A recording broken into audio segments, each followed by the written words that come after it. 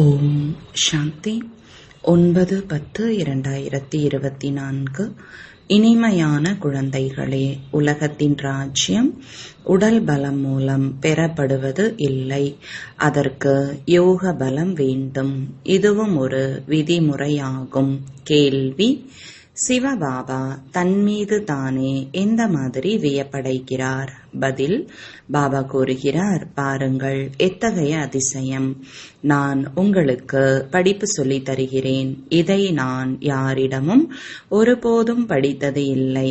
எனக்கு எந்த ஒரு தந்தையும் கிடையாது. எனக்கு எந்த ஒரு ஆசிரியரும் கிடையாது. குருவும் கிடையாது. நான் சிருஷ்டி சக்கரத்தில் மறுபிறவி எடுப்பது இல்லை. பிறகும் கூட உங்களுக்கு அனைத்து பிறவிகளின் கதையை கூறுகிறேன். நான் 84 பிறவிகளின் சக்கரத்தில் வருவது இல்லை. ஆனால் சக்கரத்தின் ஞானத்தை மிக சரியாக தருகிறேன். ஓம் சாந்தி.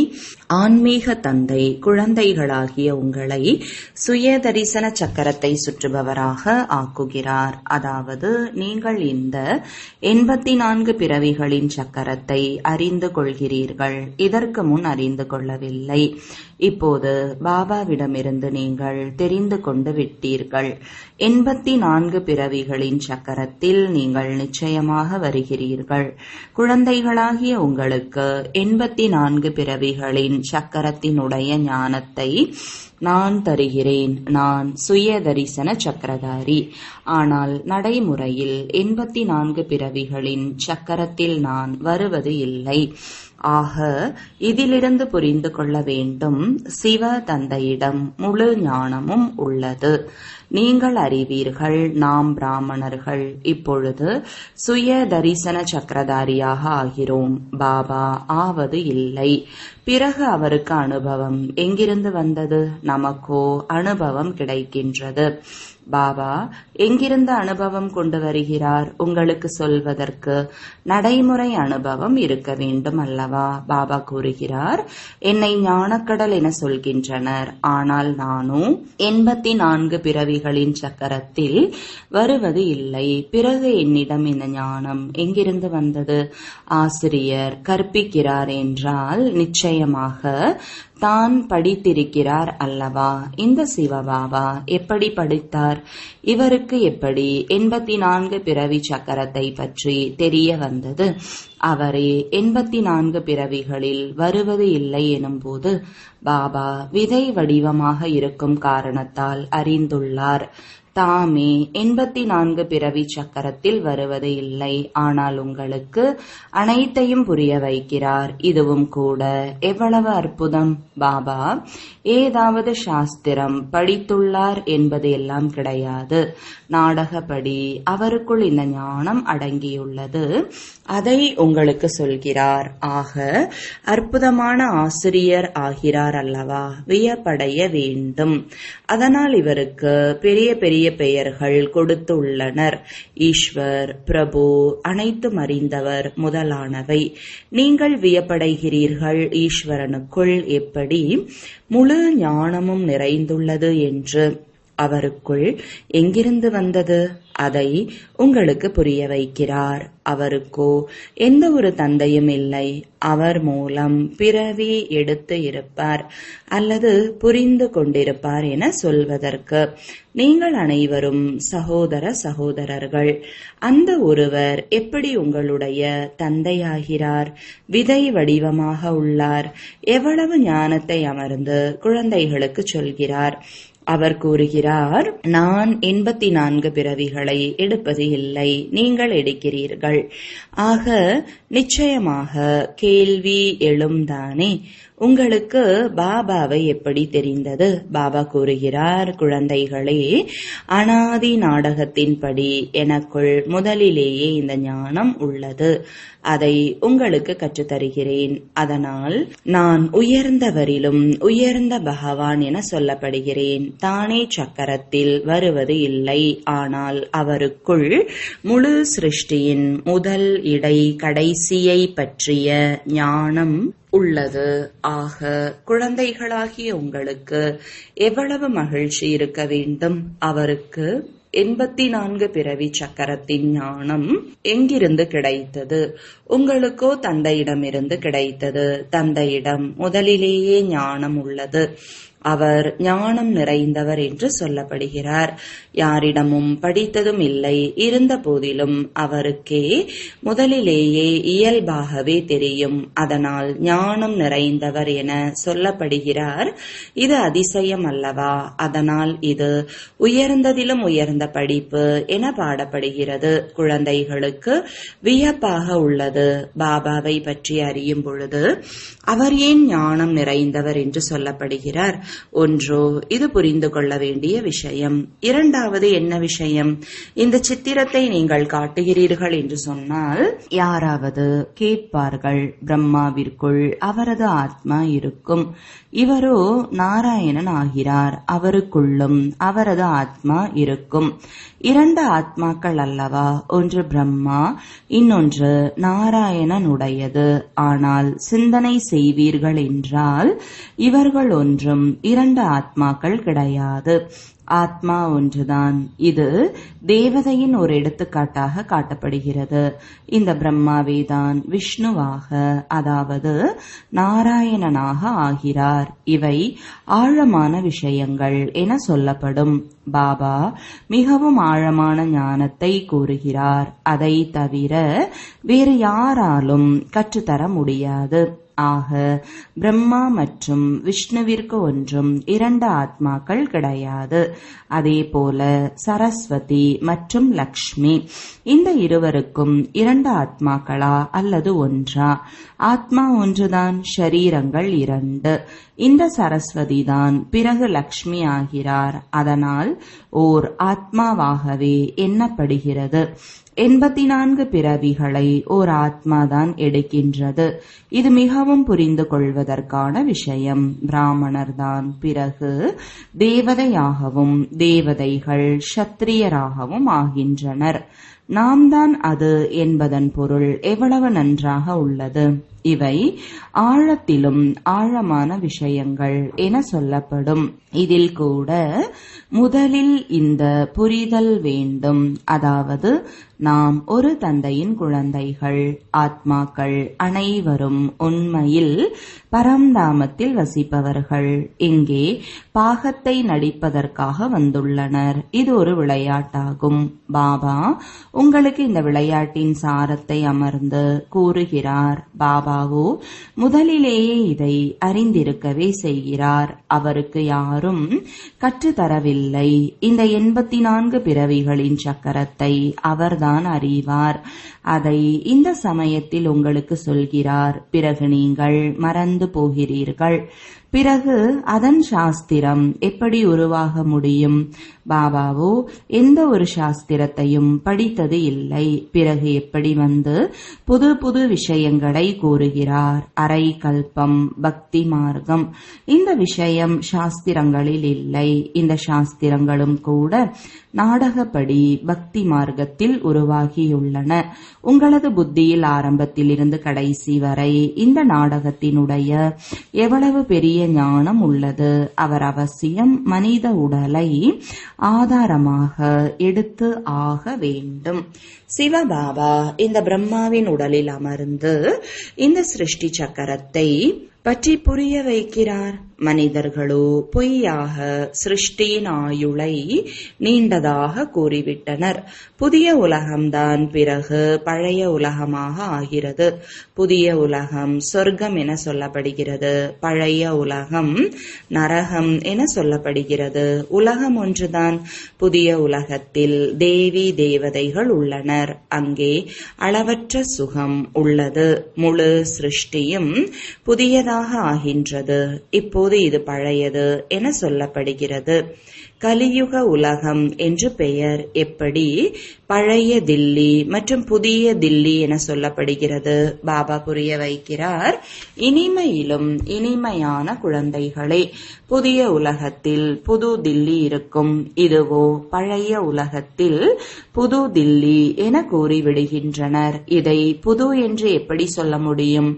பாபா புரிய வைக்கிறார். புதிய உலகத்தில்தான் புது தில்லி இருக்கும். அதில் லக்ஷ்மி நாராயணர் ஆட்சி செய்வார்கள். அது சத்யுகம் என்று சொல்லப்படும். நீங்கள் இந்த பாரதம் முழுவதிலும் ராஜ்யம் செய்வீர்கள். உங்கள் சிம்மாசனம் யமுனை நதிக்கரையில் இருக்கும். பின்னால் ராவண ராஜ்யத்தின் சிம்மாசனமும் இங்கேதான். ராமராஜ்யத்தின் சிம்மாசனமும் இங்கேதான் இருக்கும். பெயர் தில்லி என்று இருக்காது. அது தேவதைகளின் ராஜ்யம் என சொல்லப்படுகிறது. பிறகு எப்படி ராஜா இருக்கிறாரோ அவர் தம்முடைய சிம்மாசனத்திற்கு அதுபோல பெயர் வைக்கிறார். இந்த சமயம் நீங்கள் அனைவரும் பழைய உலகத்தில் இருக்கிறீர்கள். புதிய உலகத்திற்கு செல்வதற்காக படித்துக் கொண்டு இருக்கிறீர்கள். மீண்டும் மனிதரிலிருந்து தேவதையாக ஆகிக் கொண்டு இருக்கிறீர்கள். பாபா படிப்பு சொல்லி தருபவர். நீங்கள் அறிவீர்கள், உயர்ந்தவரிலும் உயர்ந்த தந்தை கீழே இறங்கி வந்து ராஜயோகத்தை கற்பித்திருக்கிறார். இப்போது நீங்கள் சங்கம யுகத்தில் இருக்கிறீர்கள். இப்பொழுது கலியுகமாகிய பழைய உலகம் முடிந்து போகும். பாபா இதன் கணக்கை சொல்லி இருக்கிறார். நான் பிரம்மாவின் உடலில் வருகிறேன். மனிதர்களுக்கோ இது தெரியாது எந்த பிரம்மா என்று. பிரஜாபிதா பிரம்மாவை பற்றி கேட்டு இருக்கிறார்கள். நீங்கள் பிரம்மாவின் பிரஜைகள் அல்லவா? அதனால் தங்களை பிரம்மா குமார், பிரம்மா குமாரிகள் என சொல்லிக் கொள்கிறீர்கள். உண்மையில் நிராகாரராக இருப்பதால் சிவபாபாவின் குழந்தைகள், சிவ வம்சத்தை சார்ந்தவர்கள் நீங்கள். பிறகு சாக்காரத்தில் பிரஜாபிதா பிரம்மாவின் குழந்தைகள், சகோதர சகோதரிகள் ஆகிறீர்கள். வேறு எந்த ஒரு சம்பந்தமும் கிடையாது. இந்த சமயம் நீங்கள் இந்த கலியுக உறவுகளை மறக்கிறீர்கள். ஏனென்றால் அதில் பந்தனம் உள்ளது. நீங்கள் புதிய உலகத்திற்கு செல்கிறீர்கள். பிராமணர்களுக்கு உச்சி குடுமி இருக்கும். குடுமி என்பது பிராமணர்களின் அடையாளம். இது பிராமணர்களாகிய உங்களுடைய குலம். அவர்கள் கலியுக பிராமணர்கள். பிராமணர்கள் அதிகமாக வழிகாட்டிகளாக உள்ளனர். அதில் ஒரு சாரர் ஈமச்சடங்குகள் செய்கின்றனர். மற்றொரு சாரர் கீதையை கூறுகின்றனர். இப்போது பிராமணர்கள் நீங்கள் இந்த கதையை சொல்கிறீர்கள். அவர்களும் கூட கீதை சொல்கின்றனர். நீங்களும் கீதை சொல்கிறீர்கள். வித்தியாசத்தை பாருங்கள் எவ்வளவு உள்ளது. நீங்கள் கிருஷ்ணரை பகவான் என்று சொல்ல முடியாது என்று கூறுகிறீர்கள். அவரிடம் தெய்வீக குணங்கள் உள்ளன. அவரையோ இந்த கண்களால் காண முடியும். சிவனுடைய ஆலயத்தில் பார்ப்பீர்கள். சிவனுக்கு தன்னுடைய சரீரம் எதுவும் கிடையாது. அவர் மிக மேலான ஆத்மா அல்லது பரமாத்மா. ஈஸ்வர், பிரபு, பகவான் முதலிய சொற்களுக்கு எந்த ஒரு பொருளும் வெளிப்படுவது இல்லை. பரமாத்மாதான் சுப்ரீம் ஆத்மா. நீங்கள் மிக மேலானவர்கள் அல்ல. உங்களுடைய ஆத்மா மற்றும் பரமாத்மாவிற்கு இடையில் வேறுபாடு உள்ளது. ஆத்மாக்கள் நீங்கள் இப்பொழுது பரமாத்மாவிடம் கற்றுக்கொண்டிருக்கிறீர்கள். இவர் தந்தை அல்லவா? அந்த பரமபிதா பரமாத்மாவை நீங்கள் தந்தை என்றும் கூறுகிறீர்கள், ஆசிரியர் என்றும் கூறுகிறீர்கள், மேலும் குரு என்றும் கூட சொல்கிறீர்கள். அனைத்தும் ஒருவர்தான். வேறு எந்த ஒரு ஆத்மாவும் தந்தை, ஆசிரியர், குரு ஆக முடியாது. ஒரு பரமாத்மா மட்டுமே பரம் என சொல்லப்படுகிறார். ஒவ்வொருவருக்கும் முதலில் தந்தை வேண்டும், பிறகு ஆசிரியர் வேண்டும், பிறகு கடைசியில் குரு வேண்டும். பாபாவும் கூறுகிறார், நான் உங்களுக்கு தந்தையாக ஆகிறேன், பிறகு ஆசிரியர் ஆகிறேன், பிறகு நானே உங்களுக்கு சத்கதி அளிக்கும் சத்குருவாகவும் ஆகிறேன். சத்கதி அளிக்கும் குரு ஒருவரே. மற்ற குருமார்கள் அநேகர் உள்ளனர். பாபா கூறுகிறார், நான் உங்கள் அனைவருக்கும் சத்கதி அளிக்கிறேன். நீங்கள் அனைவரும் சத்யுகத்திற்கு செல்வீர்கள். மற்ற அனைவரும் சாந்தி தாமத்திற்கு சென்று விடுவார்கள். அதை பரம்தாமம் என சொல்கின்றனர். சத்யுகத்தில் ஆதி சனாதன தேவி தேவதா தர்மம் இருந்தது. வேறு எந்த ஒரு தர்மமும் இல்லை. மற்ற அனைத்து ஆத்மாக்களும் முக்தி தாமத்திற்கு சென்று விடுகிறார்கள். சத்கதி என சொல்லப்படுவது சத்யுகம். பாகத்தை நடித்து நடித்து பிறகு கீழான நிலையில் வந்து விடுகின்றனர். நீங்கள்தான் சத்கதியிலிருந்து பிறகு கீழான நிலைக்கு வந்து விடுகிறீர்கள். நீங்கள் முழுமையாக 84 பிறவிகள் எடுக்கிறீர்கள். எப்படி ராஜா ராணியோ அப்படியே பிரஜைகளும் இருப்பார்கள். 9 லட்சம் பேர் முதலில் வருவார்கள். 9 லட்சம் பேர்தான் 84 பிறவிகளை எடுப்பார்கள். பிறகு மற்றவர்கள் வந்து கொண்டே இருப்பார்கள். இது கணக்கிடப்படுகிறது. பாபா அதை புரிய வைக்கிறார். அனைவரும் 84 பிறவிகள் எடுப்பது இல்லை. முதலில் வருபவர்கள்தான் 84 பிறவிகளை எடுக்கின்றனர்.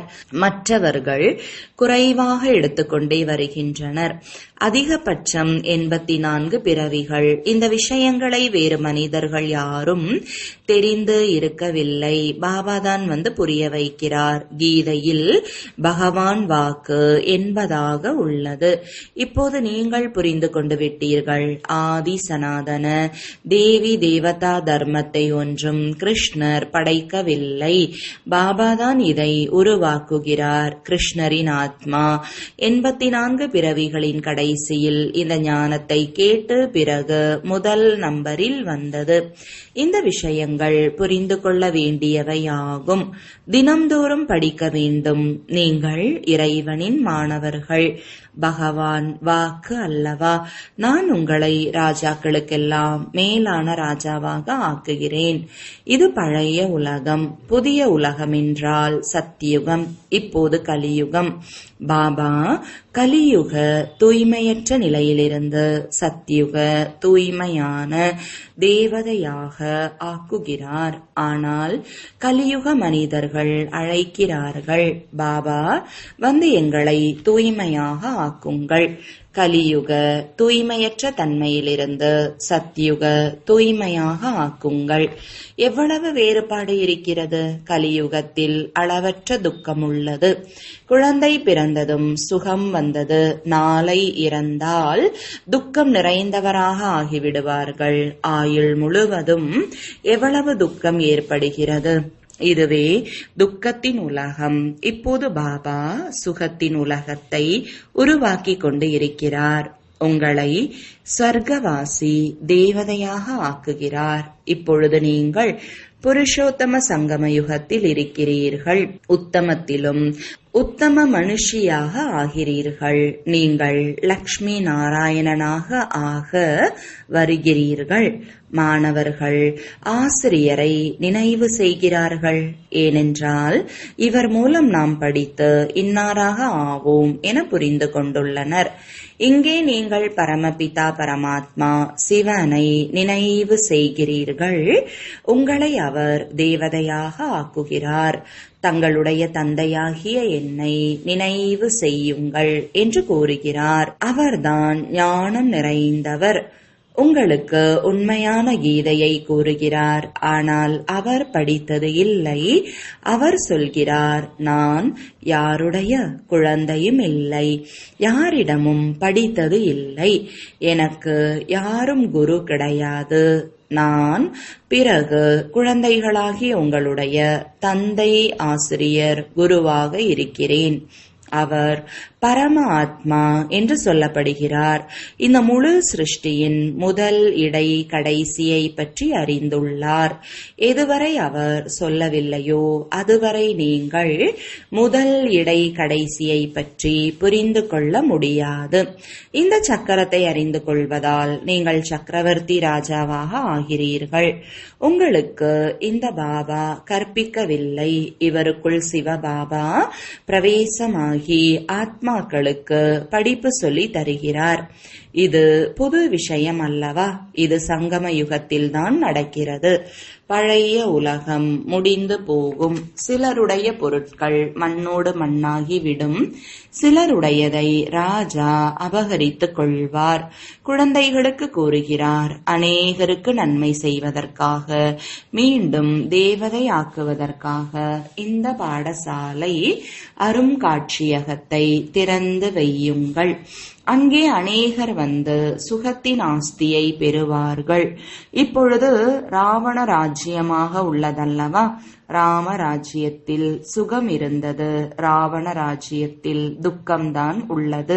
ஏனென்றால் அனைவரும் விகாரியாக ஆகிவிட்டுள்ளனர். அதுவே விகாரமற்ற உலகம். இந்த லக்ஷ்மி நாராயணர் முதலானவர்களுக்கும் கூட குழந்தைகள் உள்ளனர் அல்லவா? ஆனால் அங்கே யோக பலம் இருக்கிறது.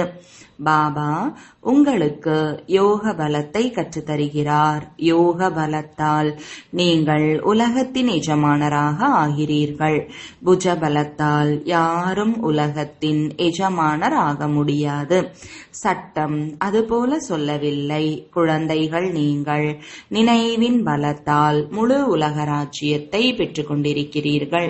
எவ்வளவு உயர்ந்த படிப்பு! பாபா கூறுகிறார், முதலில் தூய்மைக்கான உறுதிமொழி எடுத்துக்கொள்ளுங்கள். தூய்மையாவதால் தான் நீங்கள் தூய்மையான உலகின் எஜமானர் ஆவீர்கள். நல்லது. இனிமையிலும் இனிமையான தேடி கண்டெடுக்கப்பட்ட செல்லமான குழந்தைகளுக்கு தாயும் தந்தையுமாகிய பாப்தாதாவின் அன்பு நினைவுகள் மற்றும் காலை வணக்கங்கள். ஆன்மீக குழந்தைகளுக்கு ஆன்மீக தந்தையின் வணக்கங்கள். ஆன்மீக தந்தைக்கு ஆன்மீக குழந்தைகளின் அன்பு நினைவுகளும் வணக்கங்களும். தாரணைக்கான முக்கிய சாரம். முதலாவது, கலியுக சம்பந்தங்கள், இந்த சமயம் பந்தனங்கள். அவைகளை மறந்து தன்னை சங்கமயுக பிராமணர் என உணர வேண்டும். உண்மையான கீதையை கேட்கவும் சொல்லவும் வேண்டும். பழைய உலகம் முடிந்துவிடப் போகிறது. அதனால் தன்னுடையவை அனைத்தையும் பயனுள்ளதாக ஆக்கிக்கொள்ள வேண்டும். அநேகரின் நன்மைக்காக, மனிதர்களை தேவதையாக்குவதற்காக இந்த பாடசாலை அல்லது ஆன்மீக அருங்காட்சியகத்தை திறந்து வைக்க வேண்டும். வரதானம். பாபாவின் கட்டளை என புரிந்து அன்பால் ஒவ்வொரு விஷயத்தையும் சகித்துக் கொள்ளக்கூடிய சகிப்புத்தன்மை உள்ளவராகுக. விளக்கம். குழந்தைகளில் அநேகர் சொல்கின்றனர், நான் தான் சரி, பிறகும் கூட நான் தான் சகித்துக் கொள்ள வேண்டி உள்ளது. ஆனால் இந்த சகித்துக் கொள்வது அல்லது சாவதுதான் தாரணையின் பாடத்தில் நம்பர் பெறுவது ஆகும். எனவே சகித்துக் கொள்வதில் பயப்படாதீர்கள். குழந்தைகள் பலர் சகித்துக் கொள்கின்றனர். ஆனால் நிர்பந்தத்தால் சகித்துக் கொள்வது மற்றும் அன்பினால் சகித்துக் கொள்வது, இந்த இரண்டிற்கும் இடையில் வேறுபாடு உள்ளது. பிரச்சனையின் காரணத்தால் சகித்துக் கொள்கிறீர்கள். ஆனால் பாபாவின் கட்டளை சகிப்புத்தன்மை உள்ளவராக ஆகுங்கள். ஆக கட்டளை என உணர்ந்து அன்பால் சகித்துக் கொள்வது என்றால் தன்னை மாற்றிக்கொள்வது ஆகும். இதற்குதான் மதிப்பெண்கள் உள்ளது. ஸ்லோகன். யார் எப்பொழுதும் மகிழ்ச்சி என்ற டானிக்கை அருந்துகிறார்களோ அவர்களே ஆரோக்கியமாக இருப்பார்கள். ஓம் சாந்தி.